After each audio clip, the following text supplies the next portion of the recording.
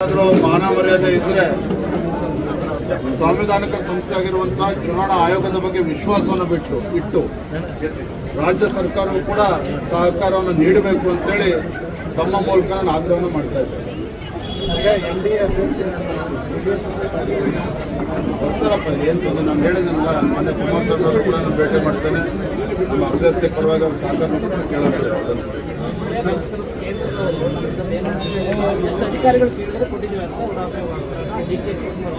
ಡಿ.ಕೆ. ಶಿವಕುಮಾರ್ ಅವರು ರಾಜ್ಯದ ಮುಖ್ಯಮಂತ್ರಿಗಳು ಜಾಹೀರಾತನ್ನು ಕೊಡ್ತಾ ಇದ್ದಾರೆ ಪ್ರತಿನಿತ್ಯ. ಆ ಜಾಹೀರಾತಿನಲ್ಲಿ ಏನಿದೆ ನೋಡಿ ನೀವೇನೆ.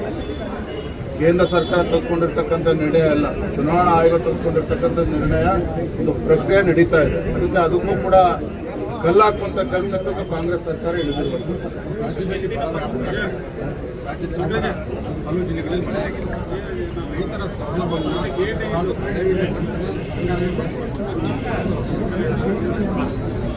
ರೈತರ ಸಂಕಷ್ಟಕ್ಕೆ ಸ್ಪಂದನೆ ಮಾಡಬೇಕಾಗಿರುವಂತಹ ಮಹತ್ತರ ಜವಾಬ್ದಾರಿ ಇವತ್ತು ರಾಜ್ಯ ಸರ್ಕಾರಕ್ಕೆ.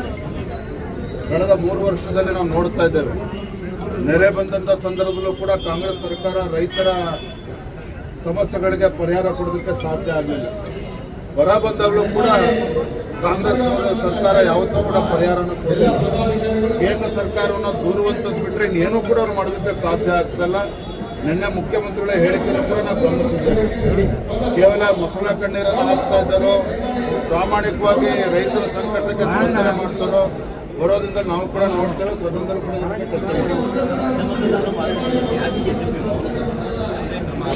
ಅಡ್ಡ ಮತದಾನದ ಬಗ್ಗೆ ಈಗಾಗಲೇ ಕೇಂದ್ರದ ವರಿಷ್ಠರ ಗಮನಕ್ಕೆ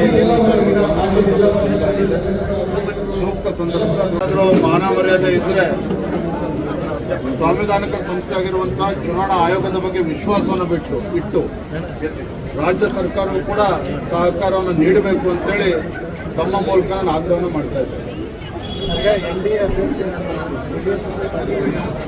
ಬರ್ತಾರಪ್ಪ ಏನು ತೊಂದರೆ ನಾನು ಹೇಳಿದ್ನಲ್ಲ, ಮೊನ್ನೆ ಕುಮಾರಸ್ವಾಮಿ ಅವರು ಕೂಡ ನಾನು ಭೇಟಿ ಮಾಡ್ತೇನೆ. ನಮ್ಮ ಅಭ್ಯರ್ಥಿ ಪರವಾಗಿ ಅವ್ರ ಸಹಕಾರ ಕೇಳಬೇಕು.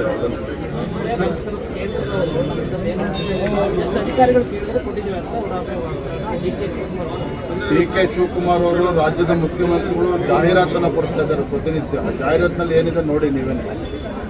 ಕೇಂದ್ರ ಸರ್ಕಾರ ತೆಗೆದುಕೊಂಡಿರ್ತಕ್ಕಂಥ ನಿರ್ಣಯ ಅಲ್ಲ, ಚುನಾವಣಾ ಆಯೋಗ ತೆಗೆದುಕೊಂಡಿರ್ತಕ್ಕಂಥ ನಿರ್ಣಯ, ಒಂದು ಪ್ರಕ್ರಿಯೆ ನಡೀತಾ ಇದೆ. ಅದಕ್ಕೂ ಕೂಡ ಕಲ್ಲಾಕುವಂಥ ಕೆಲಸಕ್ಕೆ ಕಾಂಗ್ರೆಸ್ ಸರ್ಕಾರ ಇಳಿದಿರಬೇಕು. ಹಲವು ಜಿಲ್ಲೆಗಳಲ್ಲಿ ಮಳೆಯಾಗಿದೆ. ರೈತರ ಸಾಲವನ್ನು